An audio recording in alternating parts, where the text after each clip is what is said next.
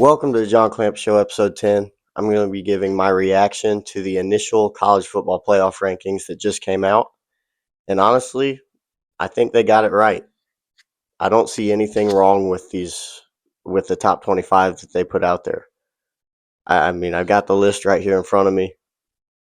The top three, we all knew who it was going to be: Ohio State, Indiana, Texas A&M. There's nothing wrong there. The next group, we knew it was going to be Alabama, Georgia, right behind those top three, and Alabama would be ahead because of the head-to-head win. Ole Miss right behind Georgia, who's their only loss. And then you have a couple Big 12 teams in Oregon. BYU's undefeated. Texas Tech only has one loss. Oregon only has one loss. So the top nine, we all had a pretty good idea of who it was going to be. Once you get into 10, that's where you started to get into some questions a little bit. You didn't know who was going to show up. But they put Notre Dame at 10, Texas at 11, Oklahoma at 12. I think they grouped those teams together right. They all have pretty similar resumes up to this point in the season, and those teams being grouped together makes sense. You know, you can argue Texas ahead of Notre Dame or Oklahoma ahead of Notre Dame, but that group being right next to each other all makes sense. Behind them, you have Utah, who I think I was surprised that they put Utah that high, but at the same time, I like that they did it. Utah has looked really good in their wins. You know, they don't currently have a win over a top 25 team according to the playoff rankings, but that's because they just blew out Cincinnati and knocked them out. Their two losses are to the top 10 BYU and Texas Tech teams. So Utah's right there. And then you have the group of ACC teams: Virginia, Louisville, Vanderbilt's thrown into the mix there at 16, and then Georgia Tech. They're all one-loss ACC teams. Virginia's actually undefeated in the conference. Louisville has the one loss to Virginia in overtime. Georgia Tech has the one loss upset by NC State last week. And then Miami's also there. They're trending down. Miami and Notre Dame is going to cause a little bit of controversy because Miami won the head-to-head and they both have the same record at 6-2. But if you head-to-head is not the be-all end-all in ranking decisions and stuff like that. You know, when you lose, how you lose, and which direction your team is trending matters clearly. And they said Notre Dame right now deserves to be ranked higher than Miami does. USC at 19 is good. Iowa being ranked finally. College Football Playoff Committee felt Iowa deserves to be ranked. They're 6 spots ahead of where they are in the AP poll. In the AP poll, they're the first team receiving votes, but not actually in the top 25. Committee sees it differently. Iowa's in the top 20. Michigan 21. Missouri 22. Washington 23. Pittsburgh 24. And Tennessee 25. They don't have a group of 5 team ranked, which I was a little surprised. I thought they would have Memphis as the top ranked group of 5 team, and I thought they would show up in the 23 to 25 range. So that was surprising to me that group of 5 is not represented in the initial rankings. But I'm not going to fight it because we all know that the group of 5 is only going to get one team into the playoff this year, and it doesn't really matter if that team is ranked or not, because the highest ranked, whether they're in the top 25 or not, group of 5 team is going to get a bid into the playoffs. Now, if you have quarrels with certain spots, it's pretty nitpicky. But the beautiful thing about this ranking is, based on how this ranking is set up initially, the games that have yet to be played are going to sort themselves out and fix the rankings, if you will. You know, Texas A&M still plays Texas. Georgia still plays Texas. Well, sorry, BYU and Texas Tech play this weekend. BYU fans maybe feel they should be, since they're undefeated, they should be in the top 4 or the top 5. They have a chance to prove it again this weekend. They already have a good win over Utah. They can beat Texas Tech at Texas Tech. They can prove it some more. You know, Oklahoma and Alabama still have to play. Virginia's got a chance to just keep winning. They're undefeated in ACC play because the NC State game was an agreement to play non-conference. So there's that aspect for Virginia. Louisville, just keep winning, and they're going to have a chance to get in.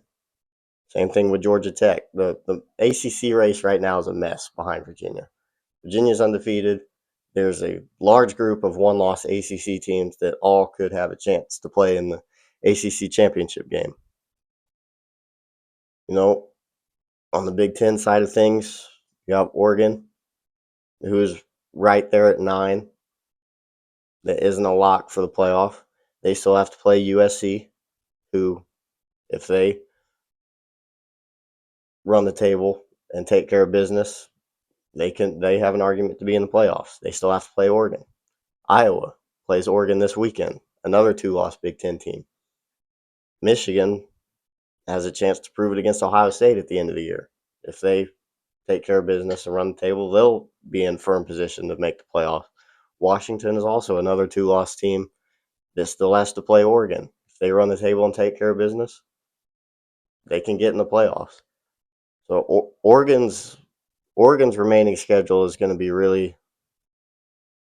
be a big factor in who makes the playoffs from Big Ten and who doesn't.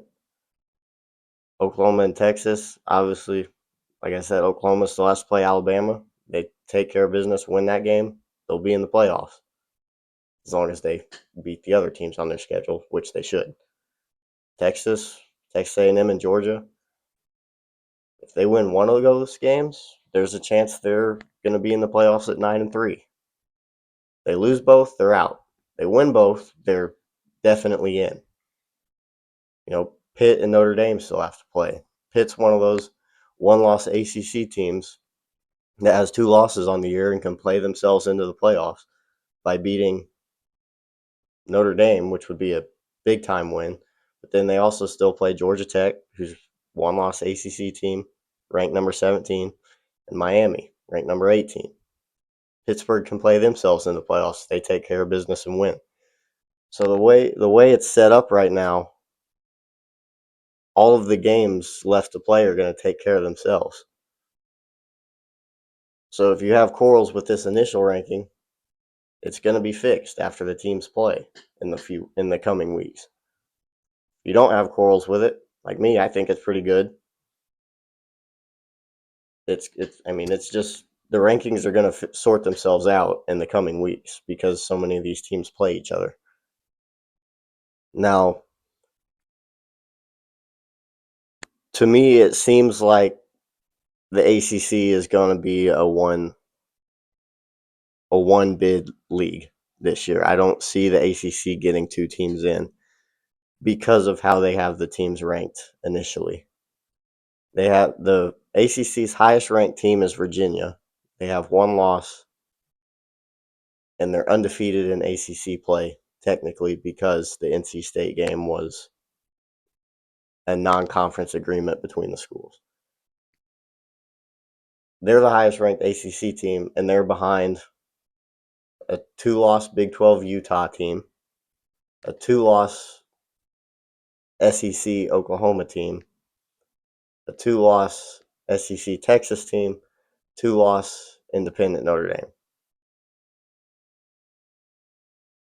So what that tells me is the ACC champ is going to be the only ACC team to get a bid to the playoffs unless chaos ensues in front. They need help.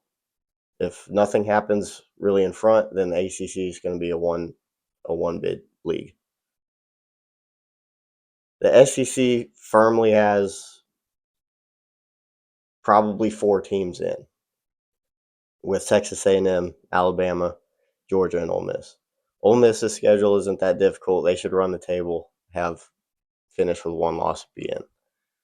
Georgia still has to play Texas and Georgia Tech. Those 2 teams are still remaining on their schedule. If they win those, they're in. If they split those and be 10-2, they're still probably in. I don't see them going 0-2 in those. At 9-3, Georgia probably wouldn't be in, but I don't see them going 0-2 in those games. So Georgia's probably cemented in there. Alabama still has to play Oklahoma, still has to play LSU, still has to play Auburn. At 9-3, they probably don't get in. But if they go 2-1 in those games and finish 10-2, at worst they'll be in. A&M likely going to finish undefeated. They're almost a lock for the playoffs now, as long as the wheels don't fall off. Could they get a 5th team in? It depends. It's probably going to be Texas or Oklahoma, and that would be the case if those teams are able to beat A&M, Alabama, or Georgia in one of those games. And then A&M, Alabama, and Georgia win their other games. I think Texas is the only team that has a shot to get in the playoffs at 9-3. I still don't think they'll get in, so I think the SEC is going to finish with 4 teams based on these rankings. The Big 12 probably is just going to get 2 teams in, and it's probably going to be BYU and Texas Tech. Utah's right there knocking on the door, but they don't have a marquee game left on their schedule that could get them to jump some other teams. So they're going to need some parity to happen. They'll need some teams in front of them to get upset. Right now, that's 6 spots taken by the SEC and the Big 12, in my opinion. The Big 10, obviously you have Ohio State and Indiana at the top. That's 2. And then, that 3rd team, if Oregon goes 10-2, they'll probably be in. USC has to win out. If USC wins out, they'll probably be in. So that would be 4 teams. And that would be USC beating Oregon. So USC and Oregon will both finish 10-2. That's probably 4 spots. So now you have 10 spots taken by the Big 10, the SEC, and the Big 12. But you still have the ACC champ and the Group of 5 champ. And Notre Dame, if they win out at 10-2, will be in based on these rankings. So the Big 10 may only get 3 teams. Ohio State and Indiana are pretty much locks. So the question with the Big 10 is, who's going to be the 3rd team? Will it be Oregon? If Oregon wins out, goes 11-1, yeah, they're going to be in. If they're 10-2, then it depends on who they lose to. USC, if USC wins out, they'll beat Oregon, be 10-2, have a head-to-head. They'll get in.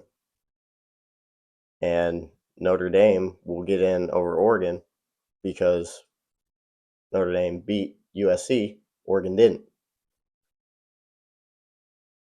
Michigan, if they win out, they'll be 10-2 and have a win over Ohio State.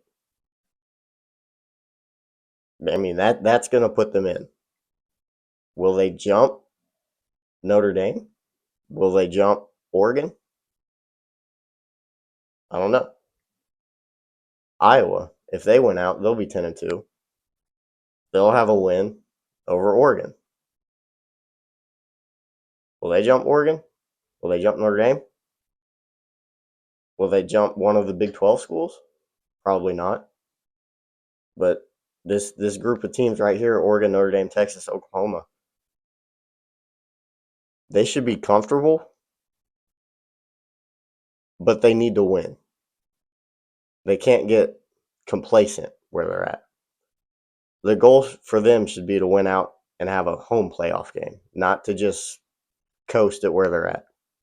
Washington is also still a two-loss team that if they win out, they'll have another win over Oregon, and they could get in. So the next month of college football is going to be really fun to watch. It's going to sort a whole lot of stuff out, and it's just going to be a great month of college football. And there's really probably not, I say probably not, there's always controversy in college football, but the way that these rankings are set up initially really sets up the next month to just sort everything out and make it clear for who should be in the playoff and who shouldn't. And that, in my opinion, that's how I think it's going to go. I don't think there's going to be a whole lot of controversy for who's going to make the playoff this year, which is really weird, but I mean, that's just how I see it playing out. Yeah, based on the way these rankings are set up, the 12 teams I see making the playoffs, I'm not going to go with like seeds or anything or like playoff prediction. These are just the 12 teams I think will get in because of how the rankings are set up now. It's going to be Ohio State, Indiana, A&M, Alabama. Well, let me start. I'm going to go with the 5 auto bids first. You're going to have Ohio State as Big Ten championship lock, or Texas A&M as SEC championship lock. BYU is the Big 12 champion based on these rankings here. Virginia is the ACC auto bid, and then Memphis as the G5 auto bid. So those are the 5 auto bid locks. They're going to go to Indiana, Alabama, Georgia, Ole Miss, Texas Tech, Oregon, and Notre Dame. That's how it is based on these rankings. Those are the 12 teams that are in right now. Texas is the first team out, even though they're in the top 12, because there are teams behind them that get an auto bid in Virginia and Memphis. I don't think that's how it's going to finish. I think a couple of those teams are going to lose and get knocked for it. But it's going to be a fun final month of college football to determine who gets those playoff spots. That's going to do it for my initial reaction to the college football playoff rankings that came out this week. I'll have my weekend game picks and previews for you in the coming days before the games are played this weekend, obviously. Let me know if you agree or disagree to my reaction to these playoff rankings. Let me know what your rankings would be in the comments below. Don't forget to like the video and subscribe to the channel so you don't miss any of the college football content. And that'll do it for this video. I'll see you next time on the John Clancy Show.